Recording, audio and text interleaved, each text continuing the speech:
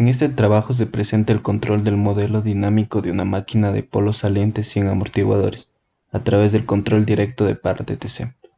El modelo en vectores espaciales de la máquina síncrona de polos salientes es una herramienta útil para el desarrollo de diversos métodos de control vectorial. Para demostrar algunas de las características y ventajas del modelo propuesto, se analiza con esta herramienta a manera de ejemplo un controlador directo de par DTC.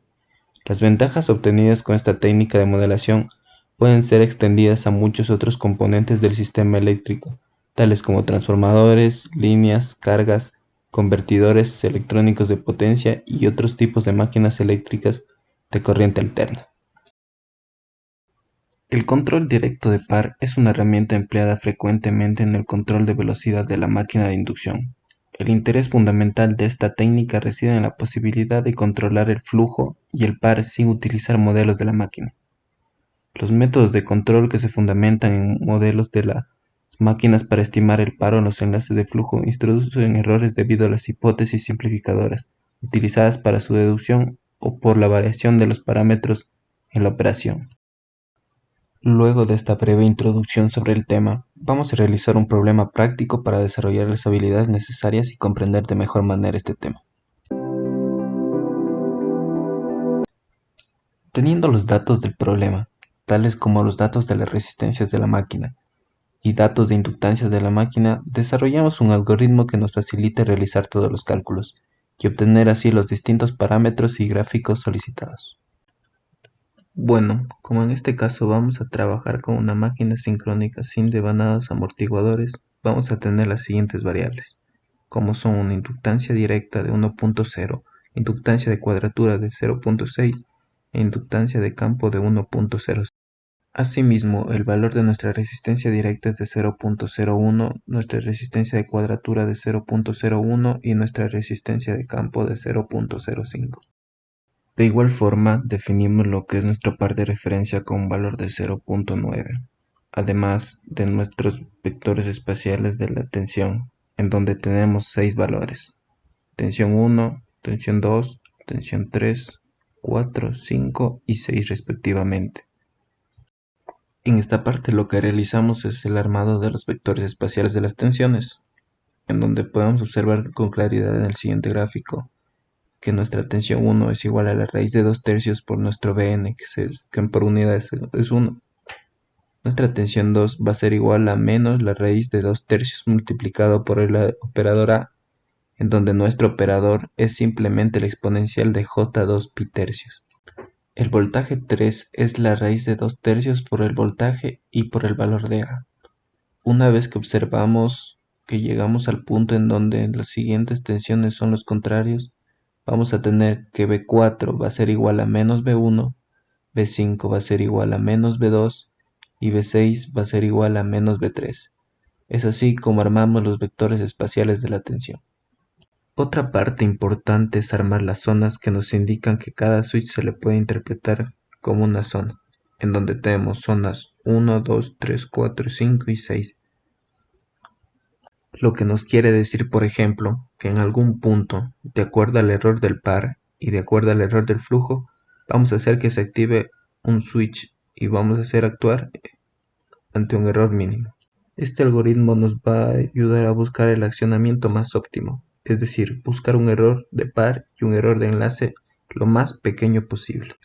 Por ejemplo, en la tabla podemos observar la configuración que ya está dada. Cuando el error de par es mayor a 0 y de igual forma el error de flujo es mayor a 0, la configuración que se utiliza es la dada como B2, B3, B4, B5, B6 y B1. Y asimismo podemos tener cuando tenemos un error de par menor a 0 y un error de flujo mayor a 0, usamos la configuración B6, B1, B2, B3, B4, B5.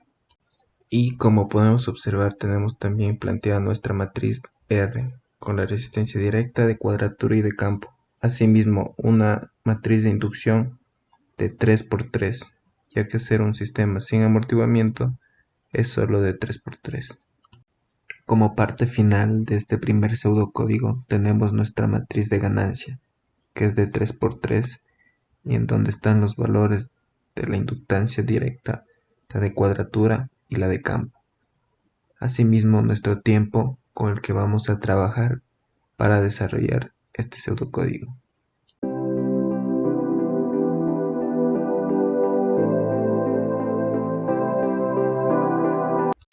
Bueno, como segunda parte vamos a trabajar con nuestro control directo de par. Aquí tenemos las diferentes variables, donde tenemos que la resistencia del estator es igual a la resistencia de dispersión. Estos ya son datos fijos. Además, el voltaje de campo lo establecemos nosotros y en nuestro caso le hemos puesto un valor de 0.08. Declaramos además las variables iniciales como resistencias, inductancias y entre otras. Luego armamos nuestra matriz de corriente de operación, que en nuestro caso va a estar formado por la corriente directa, de cuadratura y la de campo. Va a ser un vector de 3, ya que estamos trabajando en un sistema sin amortiguadores. Definimos la corriente del estator, que está dada por la corriente directa más J por I de cuadratura, todo esto por el exponencial de J por θ. Tenemos variables como el par de referencia o el error de par eléctrico, en donde esta va a ser el par de referencia menos el par eléctrico que estamos calculando. El error de flujo es igual a la corriente de referencia que pusimos menos el valor del enlace del flujo. Nuestra variable φ es el ángulo del enlace del flujo. Después establecemos las zonas, que es lo más importante de todo el código, porque estas nos indican en qué posición los switch o los interruptores van a tener que actuar, ya que nos va a indicar en qué zona se encuentra, es decir, en base a la columna de la tabla que ya observamos anteriormente, es decir, los diferentes valores de Z, como por ejemplo, nos sale para un Z4, nos movemos en toda la columna de Z.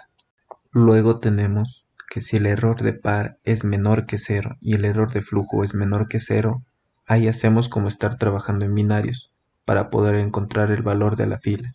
Es decir, vamos moviéndonos y encontrando en qué fila nos encontramos hasta interceptar con el valor de la zona y la fila, y ese sería el switch que debe accionarse para la operación. Además, trabajamos con los otros valores de nuestras variables, como las tensiones, donde vemos que tenemos tensión directa, de cuadratura y de campo. Asimismo, tenemos nuestro par mecánico, que al ser 0 nos indica que nuestra máquina está trabajando en vacío. Una vez planteadas todas estas operaciones, procedemos a correr el código para ver los resultados.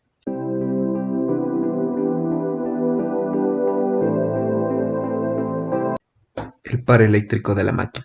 Como podemos ver en el inicio, siempre va a comportarse de manera brusca, hasta que llegue un punto en el que llegue a estabilizarse en el régimen permanente. Pero como se ve, siempre va a estar oscilando, ya que al ser un sistema sin amortiguadores, no va a haber manera de que nuestra máquina vaya disminuyendo las oscilaciones. Es importante recordar que está en función del tiempo, lo que la gráfica nos indica en cómo se está comportando la máquina en cada segundo que se encuentra operando. La velocidad de la máquina. La velocidad de la máquina, en el inicio va a haber un punto en el que la máquina comienza a arrancar y va a comportarse de una manera lineal, aunque si la analizáramos en tiempos de intervalos muy pequeños, quizás no se vea tan lineal, pero va a llegar un punto en donde la máquina se va a estabilizar si la analizáramos con más tiempo. Por eso en este corto tiempo de simulación vemos que la máquina no llega a 1. Si pusiéramos más tiempo de simulación, la máquina va a llegar a un punto en el que alcance la velocidad nominal. Las corrientes del eje directo, de cuadratura y de campo, como podemos observar, va a haber un punto en el estado subtransitorio en el que la máquina está arrancando y presenta picos. Después va a haber un punto en el que la corriente del eje directo y la corriente del eje de cuadratura como la de campo se van a estabilizar. Pero no va a ser una constante, ya que si le acercamos se puede ver las oscilaciones, al ser una máquina sin amortiguador. Las corrientes del estator de la fase A. Como se puede observar, de la misma manera al inicio se comporta de manera brusca, pero va a llegar un punto en el que va a empezar a oscilar y oscilar y oscilar de manera permanente. pero si le agregamos más carga a la máquina, vamos a ver que las corrientes tienden a elevarse, un poco por las cargas que tenemos. En la siguiente figura se muestra el comportamiento del vector espacial de la corriente del estator para mantener la consigna de par eléctrico y el enlace de flujo. Debido al establecimiento casi instantáneo de la magnitud del enlace de flujo, aparecen sobrecorrientes transitorias, cuya duración también está en el orden de los 1.88 microsegundos. Para limitar la magnitud de estas corrientes se puede limitar el crecimiento de la magnitud del enlace de flujo aplicando una rampa de crecimiento.